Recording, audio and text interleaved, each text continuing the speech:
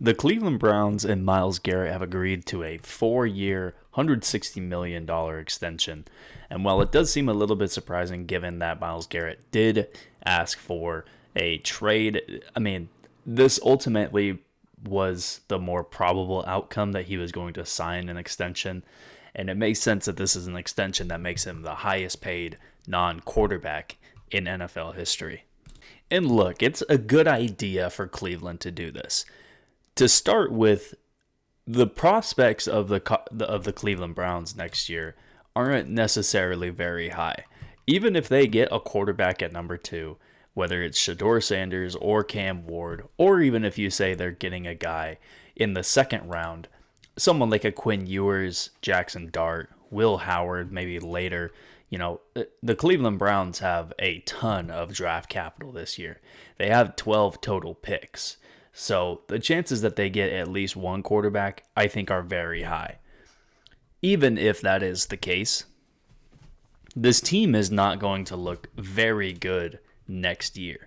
There already is the poor prospects that are added to your roster when you have the cap restriction of having Deshaun Watson on your team. Deshaun Watson is already going to count against the Cleveland Browns cap of $36 million. And in 2026, it's going to be even worse. This is a team that really is looking forward to years like 2027 when they don't have Deshaun Watson on their roster anymore. They don't have cap hits that just are astronomical.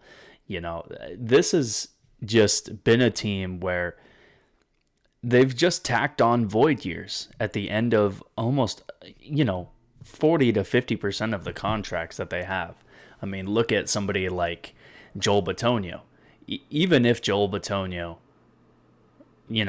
keeps on playing after next year, it's a $21 million cap hit due to a void year. If you look at Juan Thornhill, $9 million. Ogbonnia Okoronkwo, $7 million. There's void years on void years on void years. And I think the Cleveland Browns just kind of came to the decision. Look, Myles is a really good player. Myles is probably the best defensive player in the NFL. He is easily the best pass rusher that we've had since J.J. Watt. And even going back even further than that, I think you put Myles Garrett in the conversations of guys like DeMarcus Ware. You put him in conversations, if he continues on this pace, of the best pass rushers of all time. And there's a couple things that come with that. The first thing is he's a Cleveland Brown. And you look at the history of the Cleveland Browns, you don't have that. You don't really have many guys that you can look at like that. Yes, you do have Jim Brown.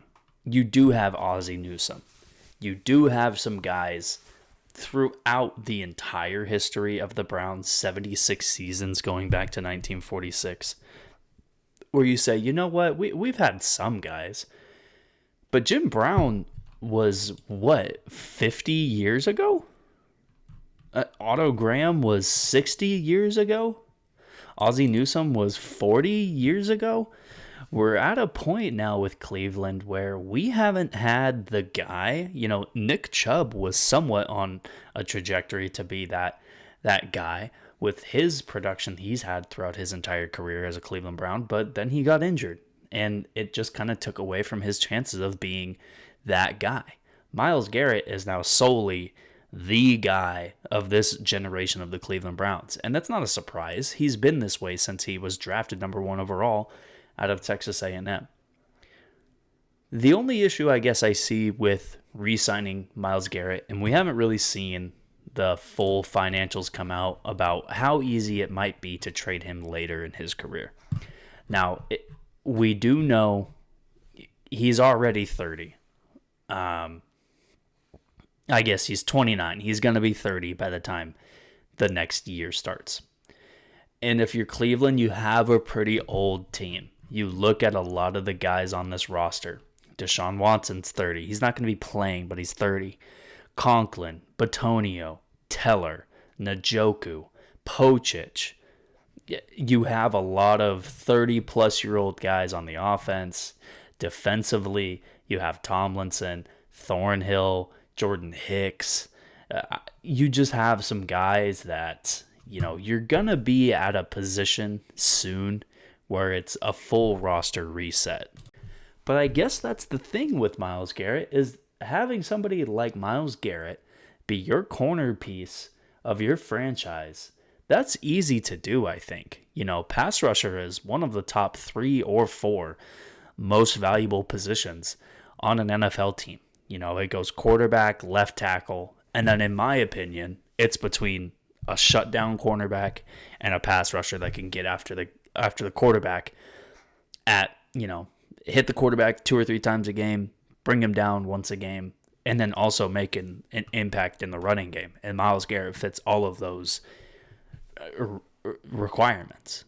So, you hope in 2 years, when a lot of this cap hell that the Cleveland Browns are in, maybe we reset it. And maybe this year we get a quarterback. Maybe we get Shador. Maybe we get Cam Ward. Maybe we get Quinn Ewers or Jackson Dart or Jalen Milroe, whoever they fall in love with, if they fall in love with somebody.